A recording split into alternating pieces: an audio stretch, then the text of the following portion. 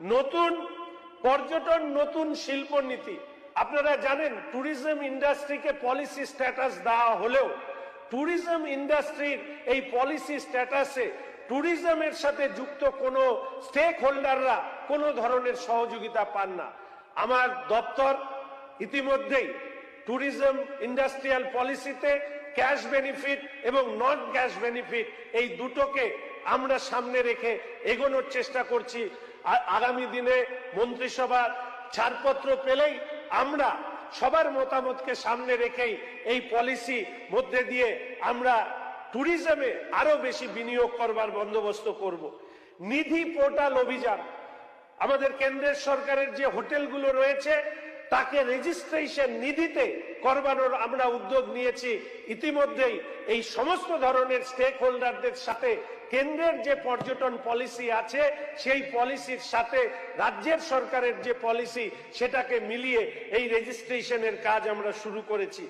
মাইস promotion bureau establishment আমরা 2026 এবং 27 সালে অন্তত 2000টি ইভেন্ট আমাদের এই পশ্চিমবঙ্গে আমরা করবার প্রচেষ্টা নেব এবং 2000 কোটি টাকার ব্যবসার লক্ষ্য নিয়ে কলকাতাকে ইস্টার্ন ইন্ডিয়ার মাইস ক্যাপিটাল হাব হিসাবে গড়ে তোলবার আমরা লক্ষ্য নিয়েছি। টি স্টে স্কিম, চা বাগানের শ্রমিক পরিবারের আয় বাড়াতে চা বাগান কেন্দ্রিক আকর্ষণীয় ট্যুরিজম চালু করবার ভাবনা আমরা করছি। আমার পাশে বসে আছেন আমাদের ডুয়ার্স অঞ্চলের বিধায়ক তথা মন্ত্রী hill and tourism hill and home অ্যাফেয়ার্সের সম্মানীয় বিশাল নামা মহাশয় এবং অনেকেই ইকো ফ্রেন্ডলি ট্যুরিজমের কথা বলছেন। আমরা হোস্টেলে একসাথে বসে যারা আড্ডা মারতাম, আমি, মনোজ, বিশাল, মনোজ টিগ্গা, ওখানে দিবাকর, সবাই হাসছে। তো আমরা আজকে সবাই এখানে মন্ত্রী হয়েছি, কিন্তু হোস্টেলে যে বন্ধুত্ব আমাদের তৈরি হয়েছিল, আমি আপনাদেরকে কথা দিতে পারি যে ইতিমধ্যেই আমাদের ফরেস্ট এবং এনভায়রনমেন্ট মিনিস্টার মনোজ ওরাও মহাশয়ের সাথে আমার ব্যক্তিগতভাবে আমার দপ্তরের আধিকারিকদের সাথে কথা হয়েছে। অর্থাৎ কোনোভাবেই যাতে পরিবেশের উপর কোনো বিরূপ প্রভাব পর্যটন শিল্পের কারণে যাতে না পড়ে সেটাকে নিশ্চিত করবার ক্ষেত্রে ইন্টার মিনিস্ট্রিয়াল যে আমরা গোষ্ঠী তৈরি করব এবং এই ক্ষেত্রে আমরা তার সুফলও পাবো বলেই আমরা আশা করছি। আপনারা জানেন সুন্দরবনের কথা এসছে, আমরা বলছি ব্লু কার্বন ইকোনমি এবং পরিবেশ বান্ধব পর্যটন আমরা গড়ে তোলবার চেষ্টা করব। আগামী 26 তারিখ ওয়ার্ল্ড ম্যানগ্রোভ ডে এবং তাকে সামনে রেখে সুন্দরবনে এই নিয়ে একটি বিশেষ আমরা সেমিনার, আলোচনা সভা সেখানকার স্টেক হোল্ডারদেরকে নিয়ে আমরা অনুষ্ঠিত করছি। এর সাথে সাথে আমরা ইতিমধ্যেই কতগুলো স্টেক হোল্ডার মিট করেছি। উত্তরবঙ্গের সমস্ত ধরনের স্টেক হোল্ডারদের মিট করা হয়েছে, কলকাতায় মিট করা হয়েছে।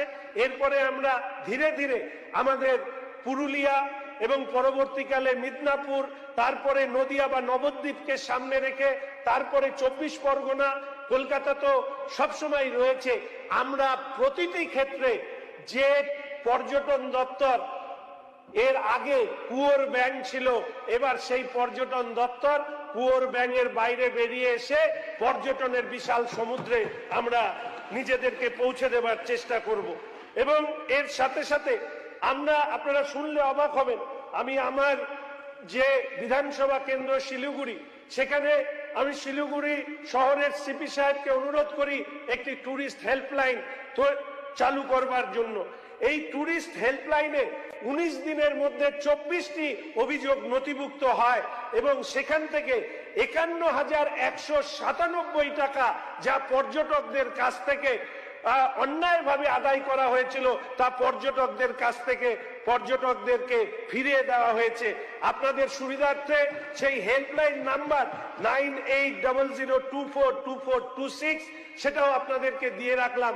ইতিমধ্যেই আমাদের আধিকারিকরা সামগ্রিকভাবে রাজ্যের জন্য একটি ট্যুরিস্ট হেল্পলাইন এবং রাজ্যের জন্য একটি অ্যাপ, এই অ্যাপ তৈরি করছেন। আপনার 5 মিনিট হয়ে গেছে মাননীয় স্পিকার মহোদয়। এমনিতেই যারা আছেন তাদের জন্য আপনি আমাকে বলছেন 6টার মধ্যে শেষ করতে, 6:21 বাজে। আর 5 মিনিট। আপনি আমাকে রিসেস শেষ করলেন 6টার মধ্যে শেষ করতে। না আমি শেষ করতে বলি 6:21। যাই হোক, আপনার কাছে অনুরোধ করছি 5 মিনিটের জন্য। কি 5 মিনিট দেওয়া হবে? আপনারা বললে পরে 10 মিনিটও দেওয়া যেতে পারে। 5 মিনিট দেওয়া যাবে? ঠিক আছে, 10 মিনিট দেওয়া যাবে। আমার 10 মিনিটের মধ্যে হয়ে যাবে। 10 মিনিট হলে পরে ভোটিং অনেকে 5 মিনিট। এই যে নতুন সরকার, এই সরকারকে দেখার ক্ষেত্রে আমরা একটি শব্দ হয়তো অনেক সময় উপস্থাপন করছি না বা উজ্জ্ব রেখে যাচ্ছি। এই সরকারের সব থেকে বড় সুবিধা হচ্ছে কেন্দ্রের এবং রাজ্যের সরকারের সমন্বিত কার্যক্রমের সুফল পশ্চিমবঙ্গের মানুষ পাবে, যেটা গত 15 বছর কিংবা স্বাধীনতার পরবর্তীতে একটা বড় অংশ ডাবল ইঞ্জিন সরকারের সুযোগ থেকে পশ্চিমবঙ্গের মানুষ বঞ্চিত থেকেছে। আগামী দিনে এই ডাবল ইঞ্জিন সরকার তার যে কেন্দ্রের সরকারের পর্যটনের দপ্তরের যে প্রকল্প, তাদের যে policy one state one global destination, একটা স্টেটে প্রতিটি রাজ্যে একটি করে গ্লোবাল ডেস্টিনেশন তৈরি করা হবে। আমি মাননীয় পর্যটন মন্ত্রী, কেন্দ্রীয় মন্ত্রী গজেন্দ্র সিং শেখাওয়াত সাহেবের কাছে গিয়ে অনুরোধ করি যে আমরা তো এতদিন কিছু পাইনি, আমাদের একটা কেন, আমাদেরকে দুটো দেওয়া হোক। আমি ধন্যবাদ জানাতে চাই কেন্দ্রীয় পর্যটন মন্ত্রীকে, তিনি আমাকে কথা দিয়েছেন one state to global destination পশ্চিমবঙ্গকে দেওয়া হবে, এবং আমি আশা রাখি দুটো মধ্যে একটি তো অবশ্যই দার্জিলিং, আরেকটি সুন্দরবন কিংবা মন্দারমণি অঞ্চলের কোনো একটিকে আমরা তৈরি করব। ইতিমধ্যে আমরা স্বদেশ দর্শনের 2-এর অধীনে আমরা 4টি বড় প্রকল্পের ডিপিআর চূড়ান্ত করেছি। একটা হচ্ছে মিরিক লেক এবং সংলগ্ন এলাকা সাজিয়ে তোলা, তার জন্য 100 কোটি টাকা। নেবুখালী সম্মিলিত রিভার টার্মিনাল, সুন্দরবনের নতুন প্রবেশদ্বার 55 কোটি টাকা। ধান্যকুড়িয়া হেরিটেজ সাইট সংরক্ষণ 15 কোটি টাকা। দার্জিলিং পাহাড়ের সমন্বিত উন্নয়ন 14 কোটি টাকা। 108টি ধর্মীয় সার্কিট, তার প্রধান মন্দির এবং প্রায় 400টিরও বেশি মন্দির এবং আধ্যাত্মিক স্থানকে উন্নত রাস্তা এবং তীর্থযাত্রীদের সুযোগ সুবিধা সহ, অনেকেই বলেছেন বেসিক ইনফ্রাস্ট্রাকচার, সেটা আমরা করে তুলব। এবং এই ক্ষেত্রে WTDCL কে মূলত 4টি শাখা, খাওয়া ইভেন্ট। আপনি এবার স্টপ করুন, 6:24 বাজে। ঠিক আছে, আর 2 মিনিট আমি নিচ্ছি। মাননীয় অধ্যক্ষ মহোদয়,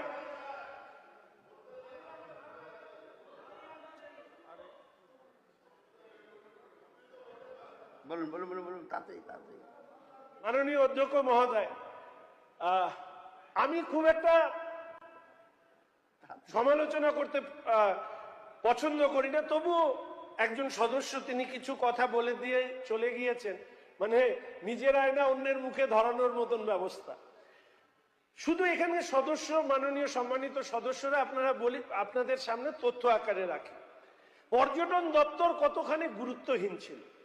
2022-23-এ 477 কোটি টাকা ধার্য করা হয়েছিল, খরচ হয়েছে 120 কোটি টাকা। 2023-24-এ ধার্য করা হয়েছিল 331 কোটি টাকা, খরচ করা হয়েছিল 123 কোটি টাকা। 2024-25-এ 521 কোটি টাকা, খরচ করা হয়েছে 132 কোটি টাকা। 2025-26-এ 523 কোটি টাকা, খরচ করা হয়েছে 142 কোটি টাকা। আসলে পর্যটন নিয়ে গত 15 বছরে যে বিগত সরকার কেন এই পর্যটন বিভাগটা রেখেছিলেন বা তাদের কাজ কি, এ সম্পর্কে আজকে আমার মনে পড়ছে যে প্রাক্তন পর্যটন মন্ত্রী মাঝে মাঝে গান শোনাতেন, হয়তো গান শোনানোর জন্যই ওনাকে রাখা হয়েছিল।